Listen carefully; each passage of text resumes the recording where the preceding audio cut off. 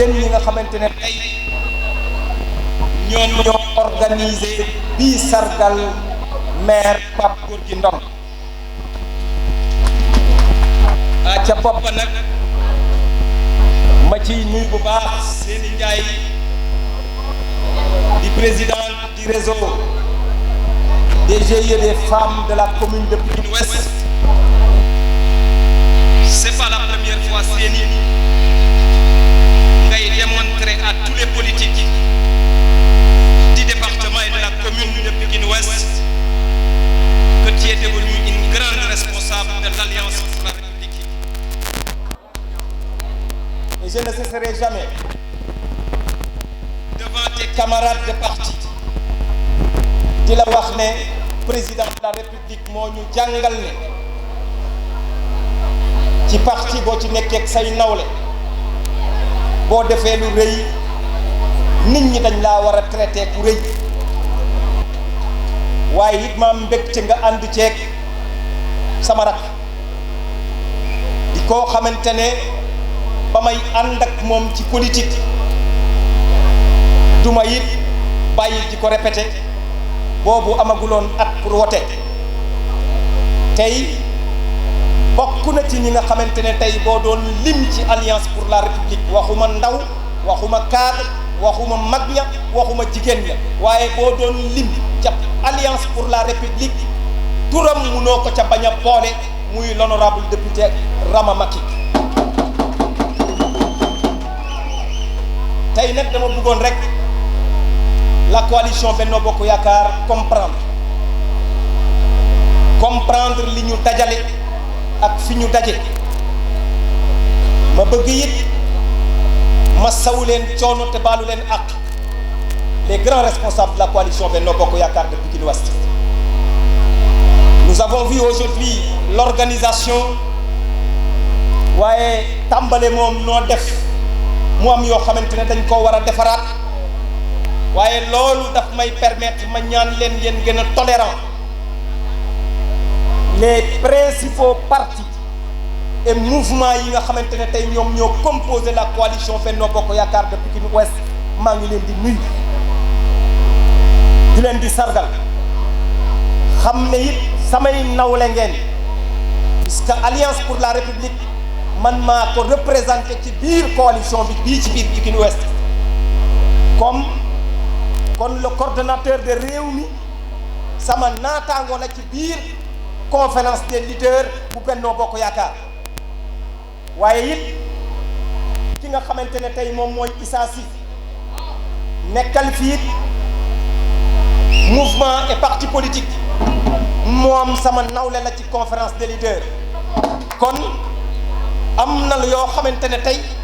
ñi ma bokkal parti man bu ma ñëwee toog samay nawle ñoo war a toog ci rang bi nga xamante ne moom laa nekk ci yeneen i organisation yi nag dinañ ci bàyyi xel bu baax pour que yéen it cër bi nga xamante ne moom ngeen am ci biir coalition bi kenn bañ a yaakaar ci yéen ne dinañ ko piétiner une seule seconde du ma ko nangu te du ma nangu it ku ko piétiner bu ma weesoo ci loolu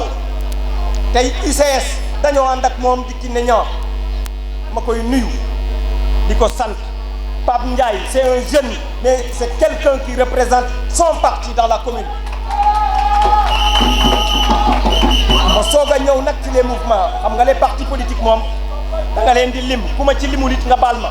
mais je veux parler de tous les partis membres de la coalition Benno Bokk Yaakaar ku ma ci limul it bu ma ko teel puisque cër bi ma jox réew mi mu laa jox bépp parti bu bokk tey ci biir coalition bi muy parti socialiste di keneen waaye nag dañoo ànd ak nag koo xamante ne nag wax dëgg yàlla bu ànduloo nag ñun ci biir commune bii ah ku ci nekk nag xam naa ne moom confiance bi may xool ci yéen nii bu boobaa du am kooku mooy sama grand frère di Thierno Ndom Ba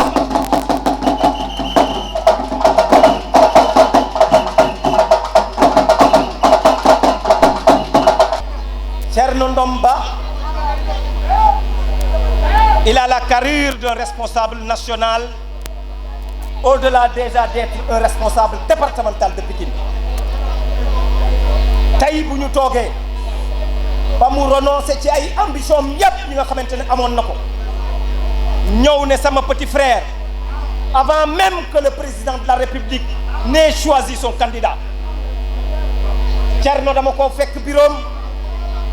mu ne ma président bu la tànnee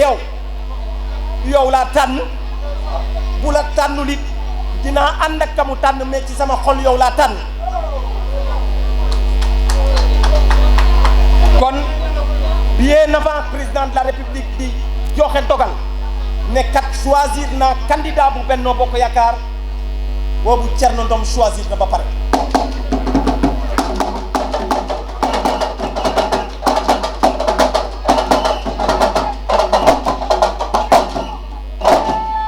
kon tey bu fekkee ne dafa ànd ak ñun am na loo xamante ne dama koy ñaan waa Alliance pour la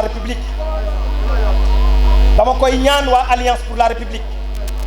puisque xam naa ne mes camarades des partis de la coalition jarul ma leen koy ñaan puisque xam nañ ko ñoo ma ko gën a xam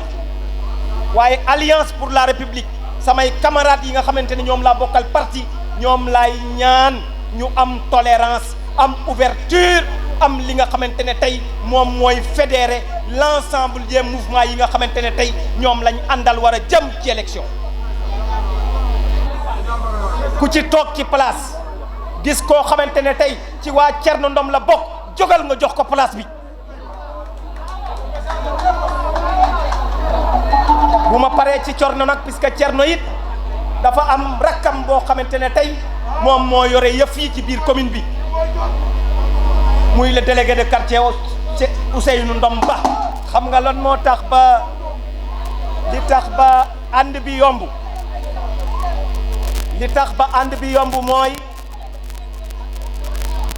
malgré ku ci nekk dafa amoon loo gëm waaye cër ku ci nekk ci ñun joxoon na ko sama morom kon ñi nga xamante ne ñoom lañu àndal ci suñu différents mouvements yi nañu xool ci cër bi nga xamante ne dañ koy joxante ñu fexe ba ñoom it joxante too boobu cër seen biir kon monsieur Ousseynou Thierno Ndom Ba maa ngi lay yóbbante ci suñu grand frère muy Thierno Ndom boo demee nga ne ko gis nañ bu baax a baax taxawaayam xam nañ ko it bu baax waaye it lépp loo xamante ne war nañ ànd ak moom liggéey ko xam nañ ne déjà mu nga ca kon Chérif àndal ak Thierno àndal ak Ousseynou nga jottali ma boobu nuyoo waaye Thierno it bu bàyyi woon loolu it ànd ak ñun te ki nga xamante ne tey mooy Cheikh Ahmed Tidiane Thiam ñëwuloon ànd ak ñun combat bi day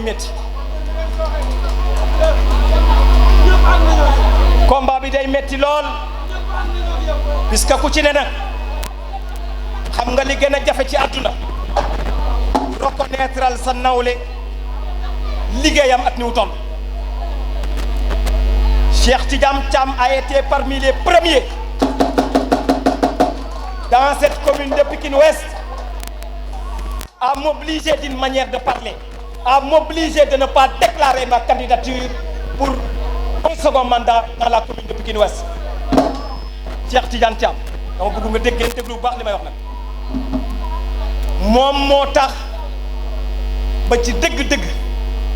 ci biir parti bi ma bokk ci biir coalition bi ma bokk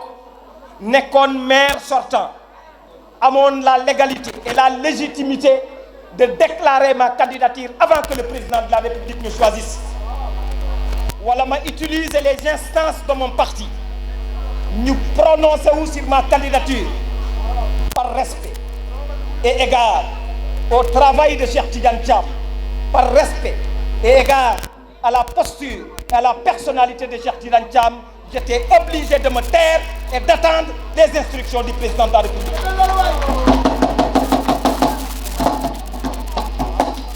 kon kooku tey bu toogee ba renoncer à ses ambitions puisque li gën a jafe ci àdduna mooy renoncer à tes ambitions renoncer ci loo xamante ne da nga cee liggéey pendant des années nga toog kilifa wax nga ne bàyyi naa dara gënu ko métti kon moom it à travers sunu maman di Rama Gueye maa ngi lay yóbbante ci moom ne boo demee nga santal ma ko gërëmal ma ko te it depuis booba ba léegi amul jour buy jeex te déggante wuñu téléphone waxante téléphone waaye gis nga taxawaay yooyu yëpp nag dafa am boo xamante ne da koo jiitu te nekk boo xamante ne fi ma yegg man rek ko xam Mame Laye merci Mame Laye Mbengue merci, je ne serai pas long sur vous mais le merci que j'ai dit yow mën ngaa xam ban merci la sargal bi xam nga nag maire fu ñuy sargal jigéen ña dajaloo ñi teewoon fii ñëpp bu kenn wax ne dañ leen a jox dërëm de li ngeen sol nii yéen a ko jëndal seen bopp yéen a fayal seen bopp bâche yéen a fayal seen bopp sonorisation yéen a luyal seen bopp ay sièges lenn rek ngeen ma laajoon defal ma délégation nga ñëw léegi nañ ma wax ban maire moo am loolu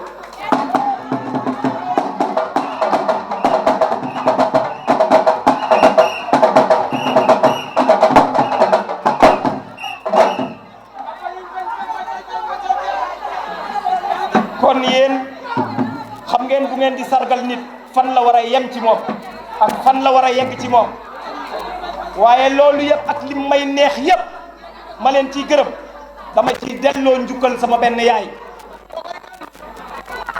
koo xamante ne ba ma koy xam boobu xaw ma ne dinaa def politique mu nekk ci terrain boo xamante ne man ak moom ñoo bokkoon li ñuy liggéey muy topp ak sàmm ak yelleefi liggéeykat yi maanaam moom la ñuy tuddee syndicaliste sama yaay Anta Si bi jërëjëf premier jour bi may ñëw fii Daaru di rencontrer ndawi Daaru di rencontrer jigéeni Daaru di rencontrer magi Daaru moom ma nga ca woon waaye ndaje ba dafa xawoon a metti lool la ma leen waxoon ñoom ne leen tey bu fekkoon ne yéen Daaru ak ndaw ñi fi nekk am ngeen taxawaay bu mot sëkk yaay Anta Si bi du continuer di politique ba jamono ji mu toll ak âge bi mu toll puisque bu ngeen taxawoon taxawaay bi ngeen war a taxaw day puus toog fee bàyyi leen xam ne am na ñu ko remplacer juróom-ñaari at je suis heureux de constater que yaay Anta Si bi waaw am nga nag ay remplaçant am nga nag ay remplaçant dëgg ci biir remplaçant ak remplaçante yooyu nga am na la leer ne dinaa leen ko sàmmal bu baax ma jaarale foofu nuyoo ki nga xamante ne fii ñu toog dañ ko investir ci liste majoritaire mu nar a nekk conseiller municipal bu fekkee ne liste bi dafa gagné muy Fallou Diagne ma koy nuyu di ko sant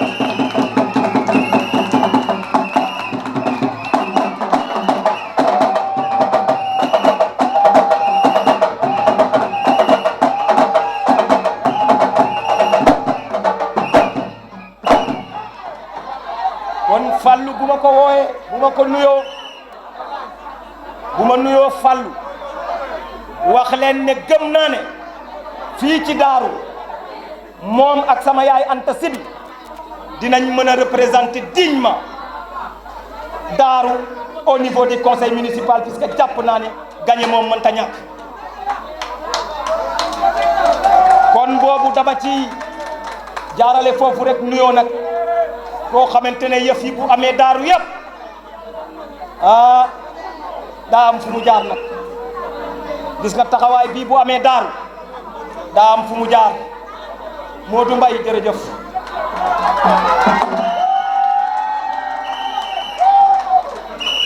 Mamadou Diallo muy Pape Saliou Diallo muy Tafa Badiane muy Salam Diagne muy Abdoul Aziz muy Modou di Sall Diop di Moussa Touré di Modou Sarr di Mbaye Diallo di Serigne Sow di ki nga xamante ne tey Madia Diagne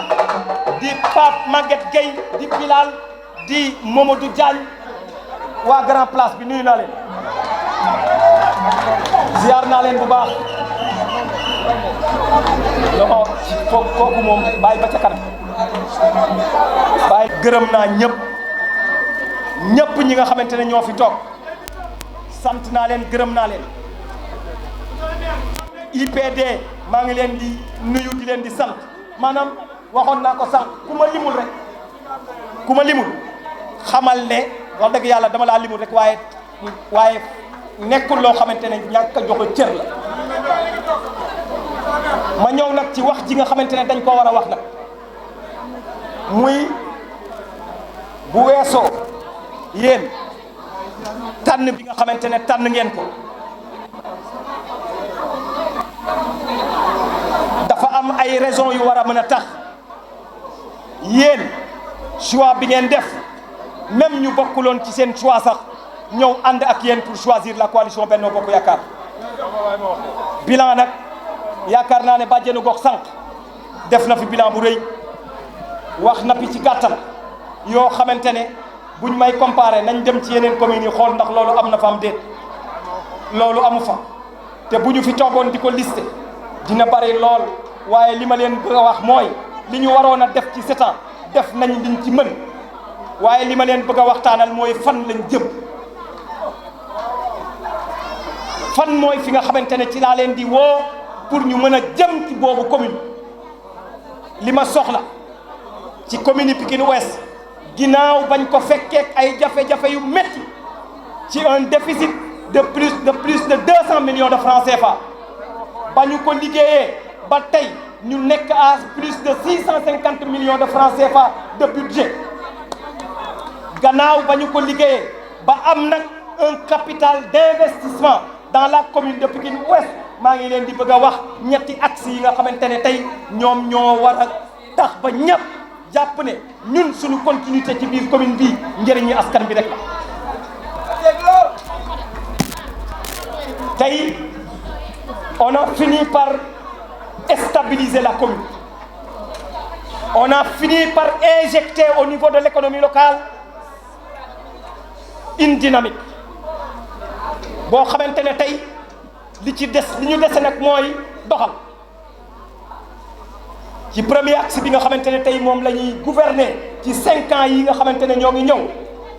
mooy dañuy fexe ba créer ay dynamique économique yoo xamante ne ci biir commune bi dinañu permettre lépp loo xamante ne jëm na ci un investissement privé ñu fexe ba yaatal ko ba def ko loo xamante ne tey dina permettre économie bi ñu am taxawaay boo xamante ne dina mën a résister vision ak ambition bi ñu am pour une ville moderne waaye loolu dafa am ci ay jumtukaay yu muy jaar te loolu rencontre bi campagne électorale bu jotee am na ci rencontre boo xamante ne dañ koo jagleel exclusivement le bilan des 7 ans et les perspectives pour une commune viable, compétitive et durable mais loolu nag bu ñu paree ci dynamique économique yooyu dañuy jëm nag ci li nga xamante ne mooy suñu capital humain mais capital humain bi dafa am lu am importance lu ko war a accompagner mooy le capital social dañoo war a am une commune bu bañ a rompre le cordon ombilical entre l'institution municipale et les défavorisés de la commune de Pikine Ouest puisque dafa am ñoo xamante ne nag seen loxo jotul seen ginnaaw muy ci njàng ba muy ci dispensaire ba maanaam ci wàllum paj muy ci wàllum sax dëkkin wala respecté environnement te ci biir respect environnement boobu dafa am ay programme yu am solo yoo xamante ne ñoom lañ ci war a développer programme bi ci njëkk mooy la modernisation de la ville de Pikine Ouest avec un programme de pavage boo xamante ne tey je veux avant la fin du 2e mandat que je sollicite aux populations de Pikine Ouest que je me débarrasse de toutes les rues en sable de la commune de Pikine Ouest. buñ ci paree ci problème yi pavage bi am na yeneen programme yoo xamante ne tey dañ koo war a inciter pour nous permettre d'être en conformité avec l'environnement pour une commune durable. Tey nous avons un programme de ville lumière waaye nag boobu moom dañuy renforcer rek puisque nag mën naa yëkkati sama loxo ca kaw ne Sénégal ba mu daj commune yi Pikine Ouest bokk na ci commune yi gën a leer ci Sénégal.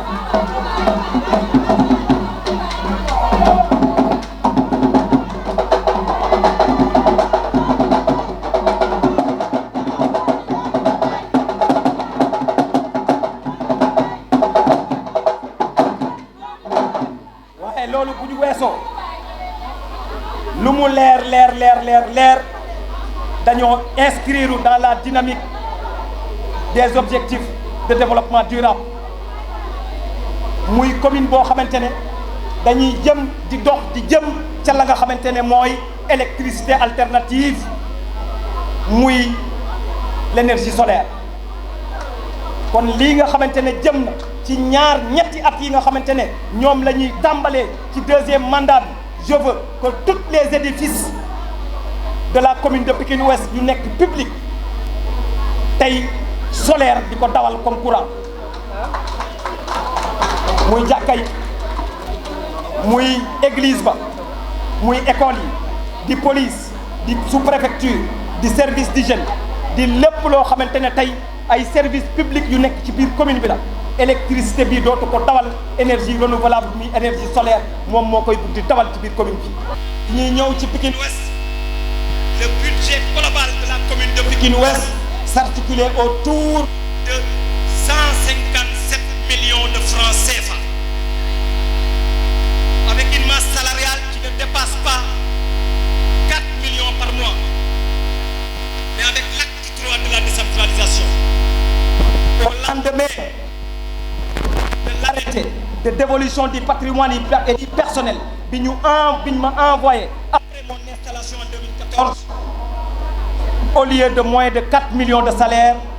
je me suis retrouvé immédiatement avec 26 millions de francs CFA de salaire par mois. Ça, il a demandé une question aux gestionnaires des ressources humaines que je suis li nga xamante ne loolu mooy sama métier loolu laa jàng loolu mooy sama profession maanaam la gestion des ressources humaines donc nekkoon it un syndicaliste di doon xeex pour des emplois waaye pour des emplois décents kon emploi décent boo koy dégg mooy emploi bi nga xamante ne dafa mën a garantir boromam mu dund ci dëkk ci mën cee def li mu soxla kon dama gëmoon ne 35 000 francs CFA du salaire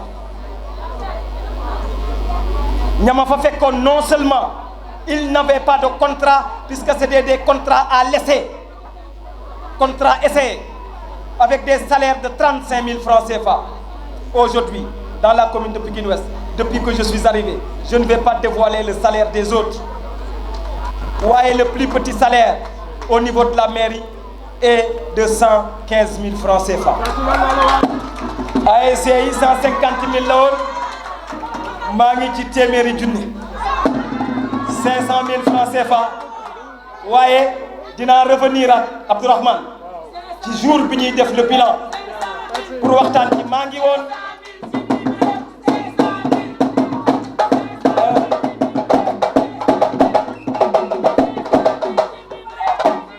kon maa ngi woon ci dernier axe bi bu nekkoon une commune qui respecte l'environnement am ay programme phare yu ma leen ci limal mu des nag programme bu ma yitteel man sama programme yi bopp la man mooy une commune verte te loolu dama ci engager la responsabilité de tous les citoyens de la commune de Pikine Ouest wax leen ne mooy slogan que j'ai hérité de notre père muy Pape Malick Anne que chaque citoyen doit se considérer comme un maire dans son quartier, dans sa maison d'abord, dans son quartier et dans la commune. Engager responsabilité borom kër yi chaque maison. Je veux que au minimum d'ici 3 ans kër yi nga xamante ne ñoom ñoo nekk biir Pikine Ouest yépp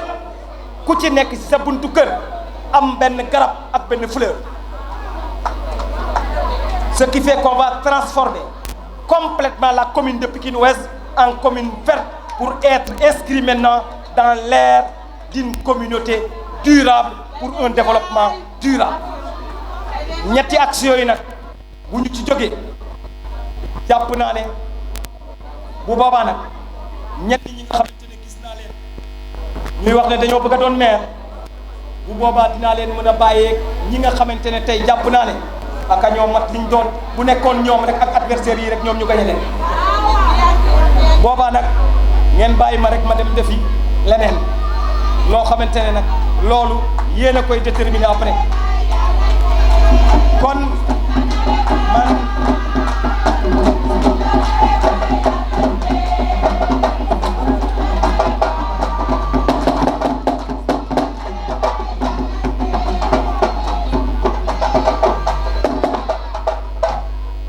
vous rappelez simplement que nag ci élection lañ nekk élection kenn du naagu quelle qu'en soit